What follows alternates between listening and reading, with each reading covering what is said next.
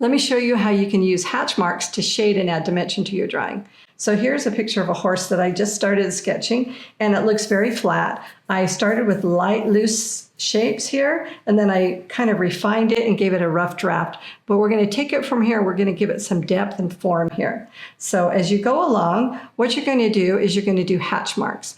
And the hatch marks are going to be different depending upon how dark you want them or how deep you want them. So if you look here, say under the leg here, I can actually draw a shape that I want to be under the leg, and then I can fill it with hatch marks, or I can just do it without that shape.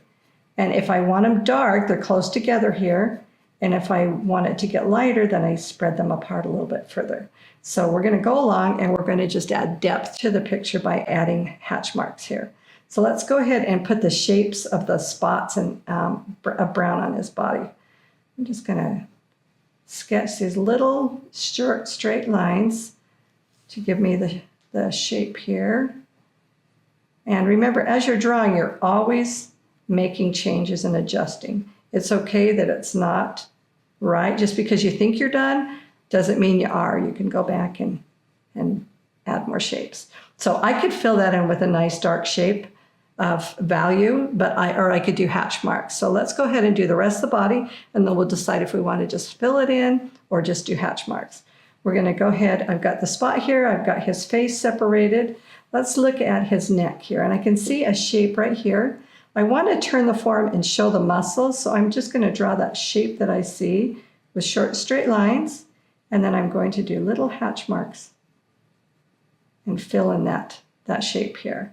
And then I'm going to, on his leg, he's got a little muscle shape here, so I'm going to fill that in. Just makes your picture so much more dynamic to be able to see those little muscles and stuff in here. You can do it without drawing the shapes as well.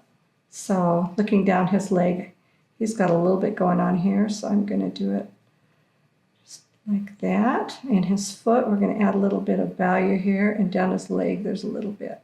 Can you see how it's starting to get depth? The part that with the belly, the underbelly of the horse, if we add some values there, that will really give it some dimension and depth here. So if you look at this picture here, it's kind of a darker value here. So I'm going to put some crosshatch here for this one, and then I'm going to kind of pay attention to the angles that I see. This is a little bit darker here, gets lighter there, and then it goes down and comes back up this way, and then it's darker this down here. Now that gives me a little bit of depth, but what I want to do is I'm actually going to do a lighter shape over the top. I'm going to do some light cross hatches right over the top of his belly just to help turn that form. So right over the top of that, I'm putting more hatch marks and making that belly kind of go underneath. So you can see how it's starting to give it some depth. So you can do that wherever you want to do it. Let's go ahead and put a kind of a triangle shape, but not perfectly. Just give it some variation and do some cross hatches here.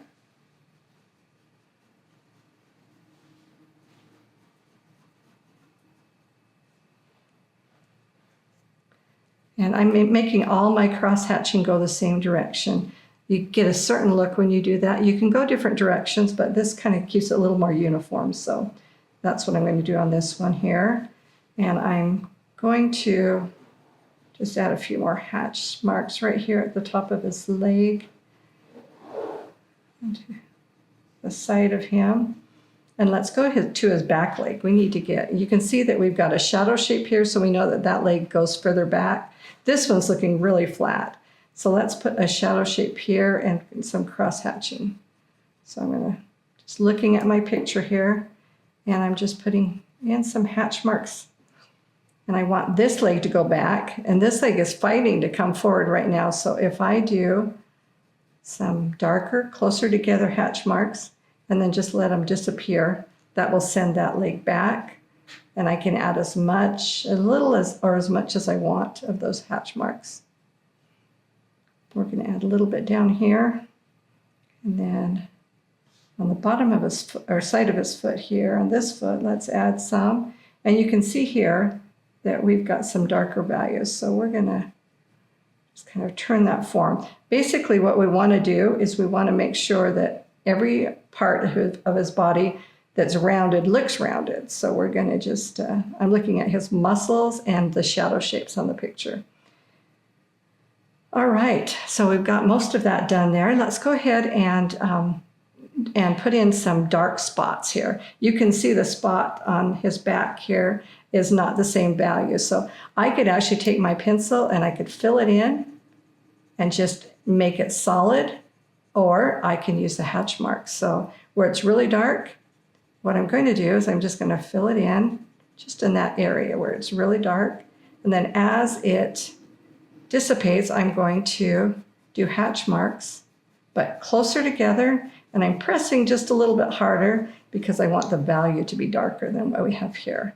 So I'm keeping the same angle, but I'm just trying to fill in this shape. And if I fill in the shape with all exactly the same value, then it's going to make that part look flat, and we don't want that to happen. So we've got to have some variation of value here as well. So I'm filling this in with some hatching, going right up over the back. And when you do that, if you've got to this point and you're like, oh, it's not dark enough, you can actually do another layer of it to build it up. Or to soften your edges, whatever if you feel like it's just not dark enough or you just need to soften a little bit, you can just do another layer. And that will help you get the depth that you need in there. All right, let's do the same thing on his head here. So we've got to get his ears in. I'm going to put his ears in here. You can see the back ear is not as dark as the front ear, so we're going to put some value, cross hatching. So the back ear is not as dark as the front ear, so we're going to put some hatching on the front ear, and then we're going to do the same thing as we did on the spot, and we're going to kind of fill this in. And I can see that the bottom edge of his face is a little bit darker, and along the side here it gets darker. And then I'm just going to fill the whole area in. I'm not too worried about his eye. I'll just kind of allude to the fact that his eye is there because it's so dark you're not going to see much of it.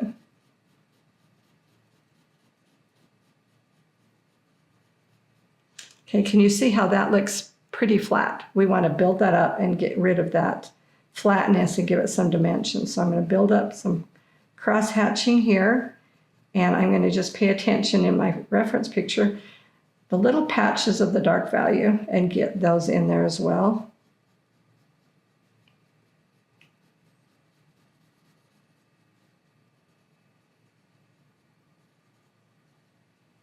So we've got a little bit more depth there. Let's go ahead and I'm going to use some hatching and some lines to get some curved lines here to get the hair in. The mane here is kind of going all over the place. So I've got a line here that kind of represented how far it goes out. You can go right over that line and make it more wispy if you want. And the same thing with the tail. I'm going to look, I'm squinting at it, and I'm going to actually try to get the deeper values in there first. And then I'm going to get the middle values that are at the tip of the tail. Throw those in there. And I like the wispiness of it, so I'm trying to go right over the top of my outline there and develop that wispiness here.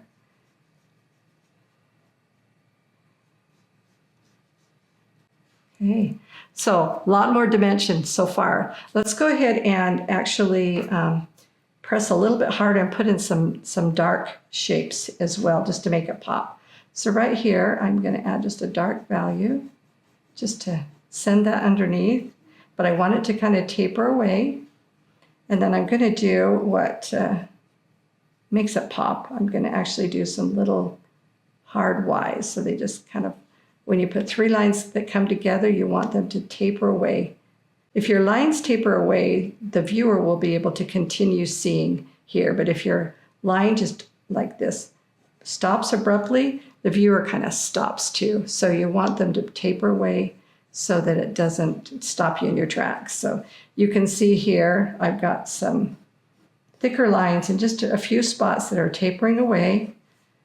And like I said, this is a sketch, so we're not doing a lot of depth here or detail here, but we are definitely wanting to give it some appeal. But I like the lines that start and just taper away and then pick up again. Kind of leads the viewer through the piece. So let's go ahead and put a little bit here and here. I think a little bit here, and I think I want to draw a thicker line that goes down and tapers just to draw the length of the leg down here.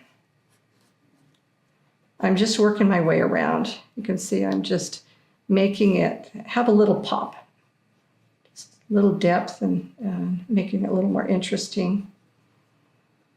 Adding a little value onto the hoofs.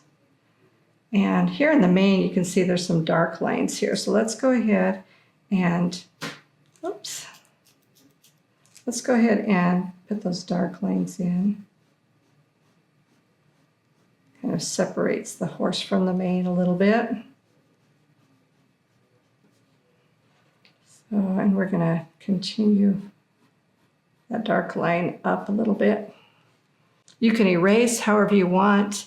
But remember, when you're sketching and you're wanting to get value in quickly, remember the hatch marks and keep your directions all going the same way if you want to feel that uniform feeling, and it kind of unites the piece. But remember, you can do layers on it. You can do short lines. You can draw a shape around it and fill in the shape, or just do the hatching. Then add just a little something to make it pop. Thick and thin lines. You can beef up some of your shadow shapes with more hatching or anything like that that just makes a pop. So as you're sketching, don't forget to use hatching. It's a great tool to make it quick and easy. I hope that helps.